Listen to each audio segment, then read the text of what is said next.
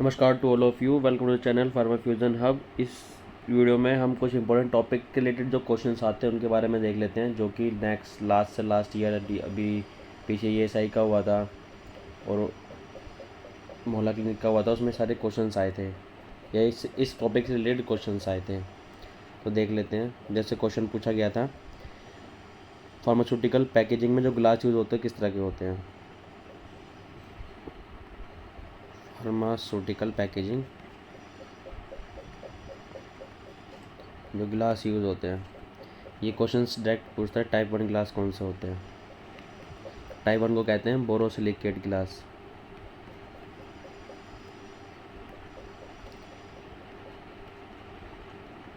Type 2 को कहते हैं treated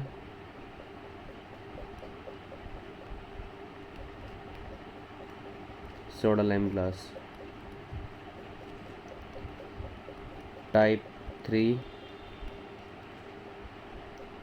soda lime silica glass.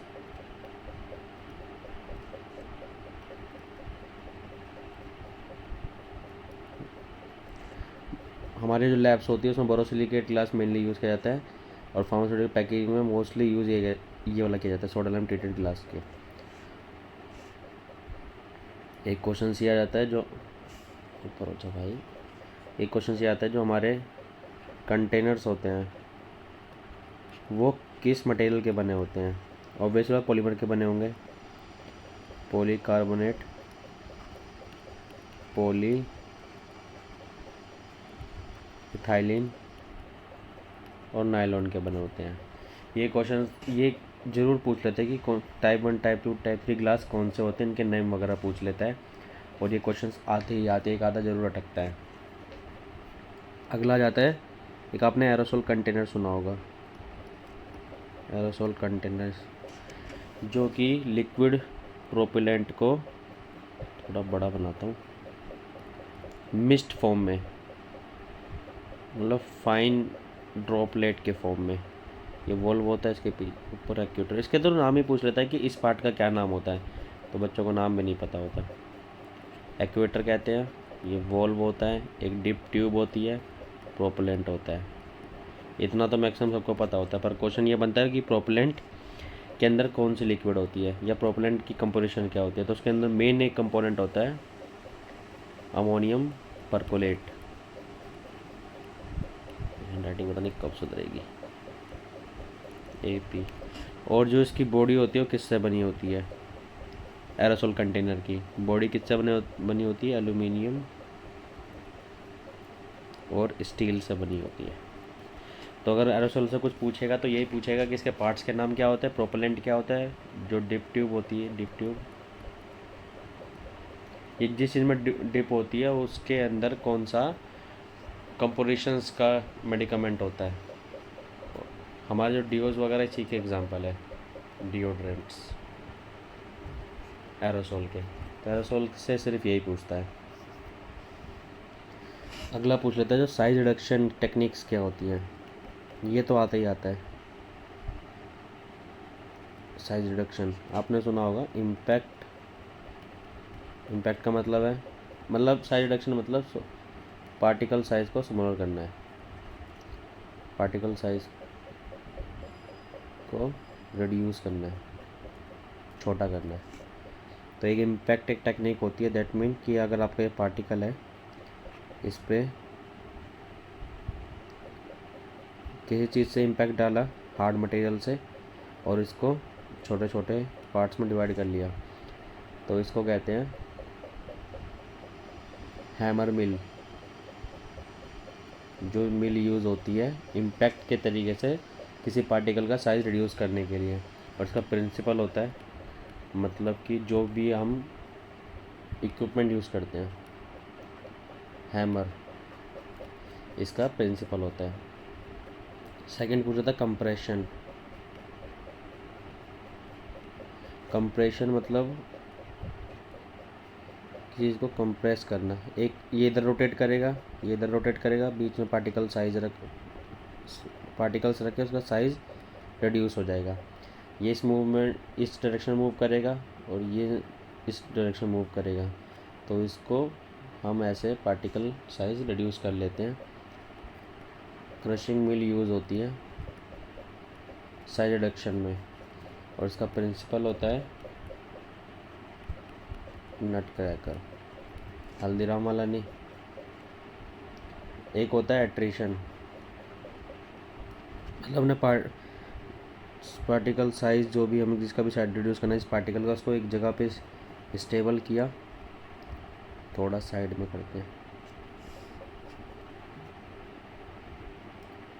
यहाँ पे रखा पार्टिकल साइज, और यहाँ से जैसे इतना बड़ा है, यहाँ से किसी चीज़ से फोर्स लगाया तो ये टूट के इतना निकल जाएगा और ये पार्ट यहीं रह जाएगा, तो पार्टिकल साइज छोटा हो जाएगा। इसमें यूज़ होती है डिस्क एट्रीशन मिल, और इसका प्रिंसिपल होता है फाइल। लास्ट आता है कटिंग। कटिंग का सेम यही प्रोसेस रहता है। पार्टिकल साइज रखा जिसका साइज रिड्यूस करना है, इधर से फोर्स डाला और इधर से फोर्स डाला थ्रू नाइफ। ये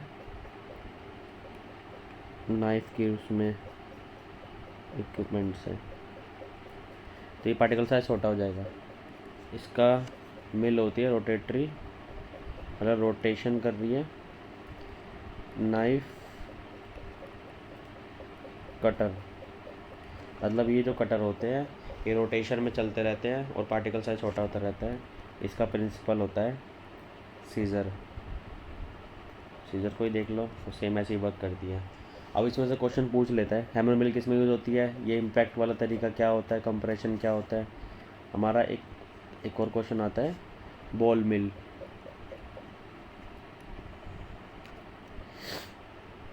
जो बॉल मिल होती है वो इम्पैक्ट एंड एट्रीशन दोनों टेक्निक्स पे, साइज रिडक्शन टेक्निक पे वर्क करती है। बॉल मिल दोनों पे वर्क करेगी, इम्पैक्ट और एट्रीशन। ऐसे एक आता है फ्लूइड एनर्जी मिल, ये भी इम्पैक्ट और एट्रीशन का एग्जांपल है। इम्पैक्ट एंड एट्रीशन का एग्जांपल है फ्लूइड एनर्जी मिल। इसके अंदर पार्टिकल साइज रोटेट होते रहेंगे बाय जेट फ्लो, मतलब एक एयर जो होगी हाई प्रेशर में होगी या हाई स्पीड में होगी, तो उसके अंदर पार्टिकल्स आपस में रोटेट कोलाइड होते रहेंगे। जैसे आपस में कोलाइड हुए और टूट के छोटे छोटे फाइन पाउडर में आ गए, तो इसका जो प्रिंसिपल है वो इम्पैक्ट एंड एट्रीशन है। फ्लूइड एनर्जी मिल का ये क्वेश्चन आ जाता है, इम्पैक्ट एंड एट्रीशन। ये हो गया साइज रिडक्शन। ये सारी टेक्निक्स जो भी यूज़ हुई। एक आता है साइज सेपरेशन। नाम से तो पता लग रहा है, जैसे हमारा कोई मिक्सचर है जिसके अंदर पार्टिकल साइज है जो वेरी करते हैं अलग अलग साइज़ में, कुछ छोटे हैं कुछ बड़े हैं कुछ मुझसे भी बड़े हैं। उस मिक्सचर में से इन पार्टिकल साइज़ को सेपरेट करना को साइज सेपरेशन कहते हैं, जो कि सीविंग टेक्निक से पॉसिबल होता है। सीविंग होती है ना, ऐसे करके जो भी इसमें से पास हो गया उसका सी नंबर ये है, जिसमें से पास हो उसका सी नंबर ये है। तो क्वेश्चंस क्या बनते हैं, क्वेश्चंस बताता हूँ आपको। मान लो पाउडर है ये, उसका सीव साइज़ क्या होगा। जितना ज़्यादा सीव साइज़ मतलब उतना छोटा पाउडर। कोरस पाउडर, इसका सीव साइज़ होता है 10। ये क्वेश्चन ऐसे का ऐसे आता है भाई, ये बिल्कुल लिख लेना। मॉडरेट कोरस, इसका सीव साइज़ होता है 22। Moderate fine powder, moderately fine powder का सीव साइज़ होता है 44। फाइन पाउडर का सीव साइज़ होता है 85 और वेरी फाइन पाउडर का सीव साइज़ होता है 120। ये चीज़ ऐसी की ऐसी पूछ जाती है कि इसका सीव साइज़ क्या है, इसका सीव साइज़ क्या है, इसका क्या है, इसका क्या है, इसका क्या है। बिल्कुल ऐसे का ऐसे ही पूछा जाता है। एक चीज़ टर्म पूछ लेते हैं, एजिटेशन क्या है। एजिटेशन टेक्निक होती है साइज सेपरेशन की। साइज सेपरेशन टेक्निक और भी होती है, जैसे सेंट्रीफ्यूगल फोर्स के थ्रू हम साइज सेपरेट कर लेते हैं, और एक और आता है ब्रशिंग टेक्निक के थ्रू हम साइज को सेपरेट कर लेते हैं। एजिटेशन मतलब होता है वाइब्रेशन के थ्रू, मतलब किसी फ्लैट सरफेस पर रख के वाइब्रेट किया और उसके पीछे साइड में ही छोटे छोटे छोटे छोटे सीविंग जैसे थे, उसमें से पार्टिकल साइज पास होते रहते हैं, तो उसको क्या देते हैं, एजिटेशन मेथड। और ये टेक्निक किस में यूज होती है, साइज सेपरेशन में। साइज सेपरेशन का एक और मोस्ट कॉमन पूछता है साइक्लोन सेपरेटर।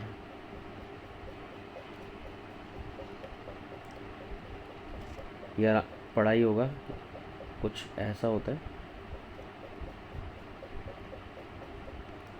यहाँ पे इनलेट होता है, मतलब जो पार्टिकल साइज होगा वो यहाँ से इनलेट करेंगे। ये साइक्लोन की बॉडी होती है, ये एयर फ्लो आता है, इसमें से सेपरेट होता रहेगा, और ये यहाँ से छोटा होता है।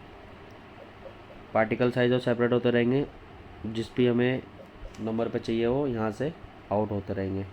यहाँ से क्लीन एयर बाहर आती है, एक छोटा इनलेट यहाँ होता है, यहाँ से डर्ट एयर आती है।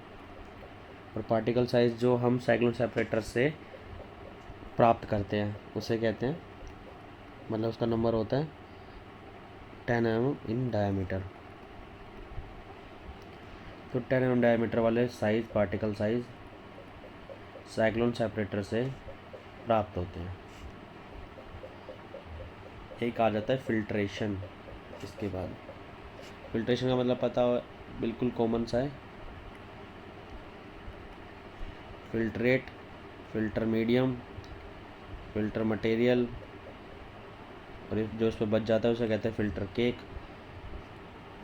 ये सब होती है फिल्ट्रेशन के लिए। पर फिल्ट्रेशन में एक ही चीज़ पूछता है, जैसे मैंने लास्ट क्वेश्चन देखा था, डार्सी इक्वेशन, डार्सी लॉ बोलो, डार्सी इक्वेशन बोलो। ये एक मेथड होता है फिल्ट्रेशन प्रोसेस को हैंडल करने के लिए। इसमें क्वेश्चन क्या पूछता है, जो कि इसकी टर्म होती है, जैसे V=KA/V/μL। इसमें V क्या होता है, म्यू क्या होता है, L क्या होता है, A क्या होता है, P क्या होता है, इसकी टर्म पूछ लेता है, ये चीज़ क्या होती है। हट जा परवीन भट्टी। V का मतलब होता है वॉल्यूम ऑफ फिल्ट्रेट, जितना फिल्टर हमने किया वो किसका वॉल्यूम कितना है। HDFC bank Smart Hub Vyapar पर 49 रुपये प्राप्त हुए। परमेबिलिटी कोफिशिएंट,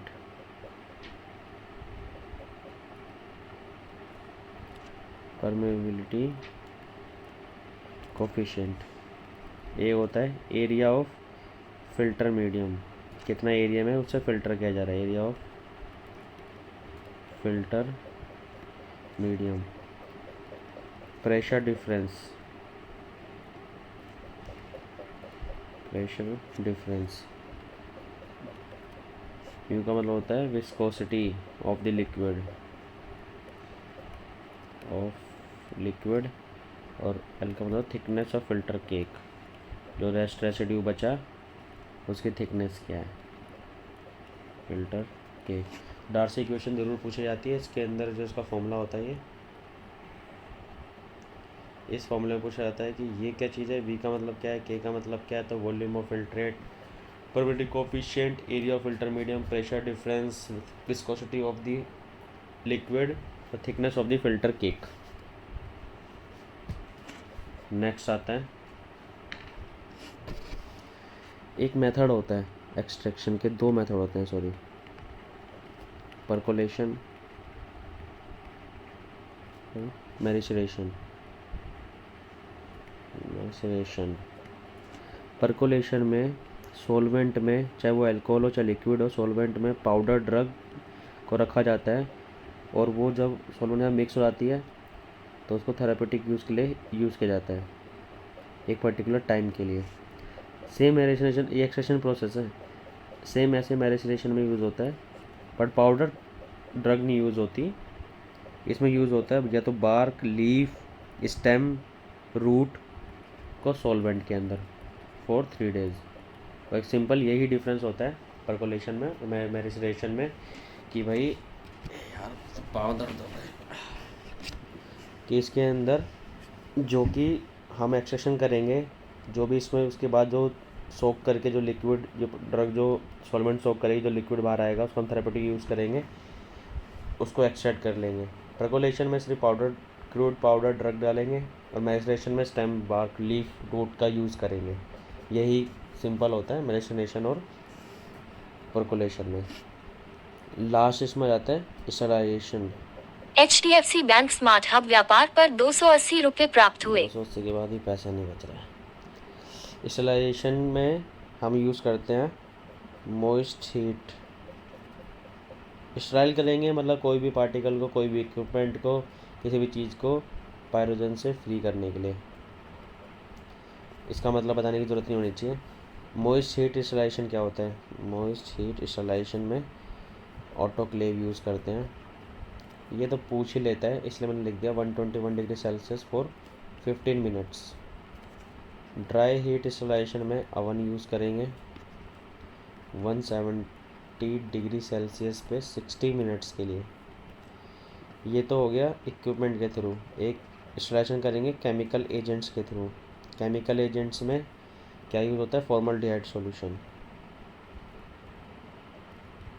मोस्टली यूज़ होता है, फॉर्मल्डिहाइड सॉल्यूशन स्टरलाइजेशन में। गैसियस की बात की जाए तो इथाइलिन ऑक्साइड गैस एक यूज़ होती है स्टरलाइजेशन में, और इसका 132 डिग्री सेल्सियस 20 मिनट्स के लिए। फिजिकल एजेंट्स में गामा रेडिएशन, यूवी रेज और इलेक्ट्रॉन बीम, ये यूज़ होती है स्टरलाइजेशन के लिए। तो भाई आज के लिए इतना बहुत है। वीडियो थोड़ी लंबी होगी, थोड़ा स्किप करके या थोड़ा फास्ट करके पढ़ लेना, बट ये सारे टॉपिक्स वो हैं जिसमें से क्वेश्चन निकलते ही निकलते हैं, आते ही आते हैं। चलो मिलते हैं नेक्स्ट वीडियो में।